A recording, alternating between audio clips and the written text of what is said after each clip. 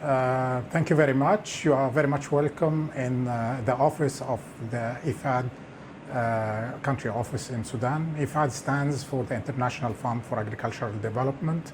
The mandate of IFAD is to strengthen and support the rural poor in the different parts of the world, particularly in Sudan. The partnership between IFAD and the government of Sudan has been lasting for the last 40 years, which is actually the date of the start of IFAD itself. We've been having so many successes. Over 40 years, we have reached out to thousands of households in the rural Sudan. Lately, we have discovered that we have a wealth of information that needs to be disseminated for the benefit of others as well as for ourselves. When we develop or design new projects for Sudan, we need to get the lessons learned, to take stock from what happened before in order to benefit the future. So this is what we are actually doing through our knowledge management strategy. This knowledge management we have as IFAD, we have embarked on a new one since last year, 2019. Actually, it aims at constituting some platforms where all the knowledge that we are having are gathered together and are disseminated to the different beneficiaries around the world.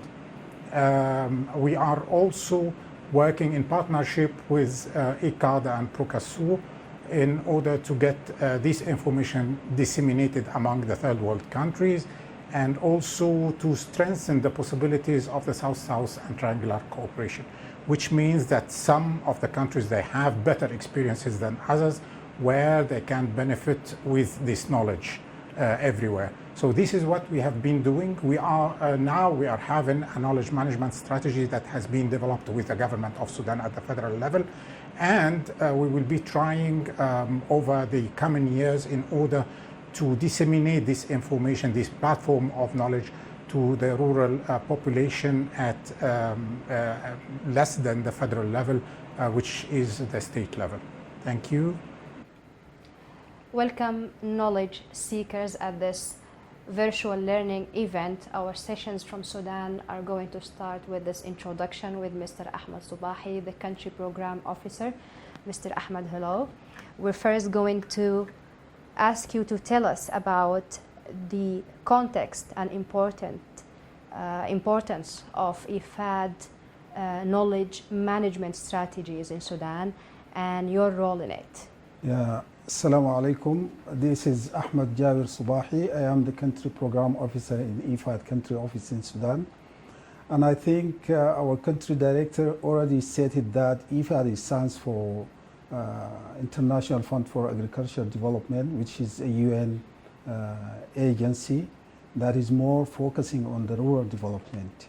And knowledge management is one of the key issues that we need to consider in the development in Sudan, because it reduces time, it reduces resources, so as you can practice what is already being tried before, so you can save your time and you can save your resources.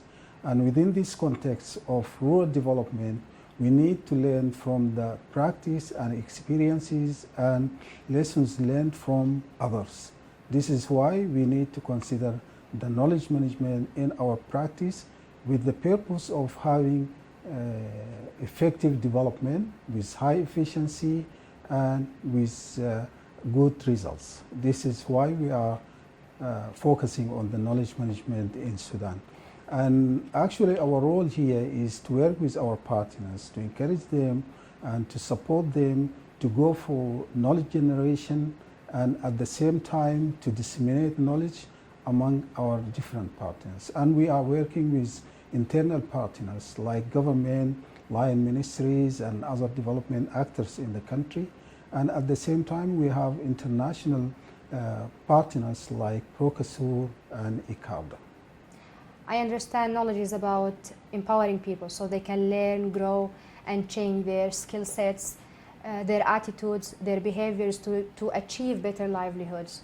Does this apply in Sudan?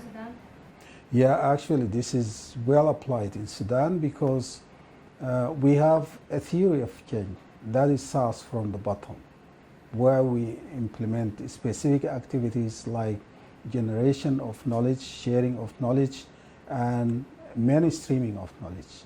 Then we go up to outputs of this. We can have good designs, we have good performance, and the outcome definitely of this is good results, and good designs and good performance of our projects here or our programs in Sudan, and by the end of the day the impact will be greater. Mr. Ahmed, theory is fine, but practice is better. So in practice, what do your teams actually do on the ground? Yeah, actually we have done a lot with regard to the knowledge here in Sudan, because IFAD is having this active relationship with Sudan for more than 30 years, almost 40 years. This partnership is just continuing between Sudan and IFAD. IFAD funded more than 20 programs and projects in Sudan. So we have a huge of knowledge products. So what we are putting here in this source book about Sudan, just few examples of what we have been doing.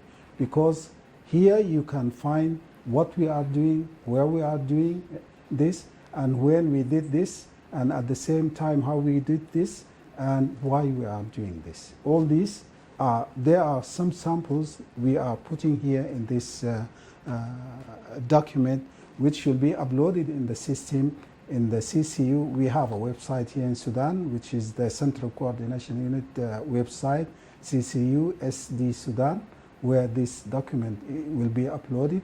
And at the same time, in other websites of IFAD, they will be, this document will be uploaded there. So people, they can have access to this document.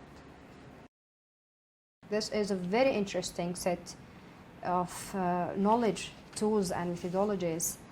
What are you going to share with us in the next sessions about knowledge management in Sudan? Yeah, actually we are glad to share with you some of the examples of the good examples that we had in Sudan. We had a lot, as I said before, we have huge of knowledge products here in Sudan. But within this event, we are intending to share 4 cases or 4 tools under 3 themes.